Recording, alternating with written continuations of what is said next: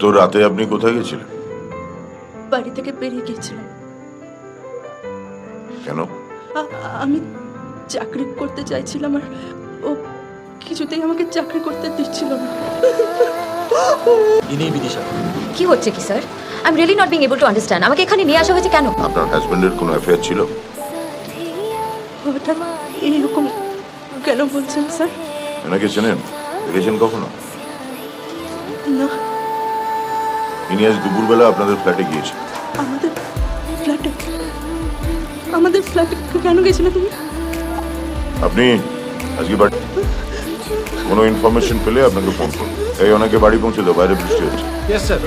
আপনি অনন্ত সেনের বাড়িতে গিয়েছিলেন কেন? কে অনন্ত সেন? 3 নম্বর নাম ঠিকানাটা আপনার? Yes sir.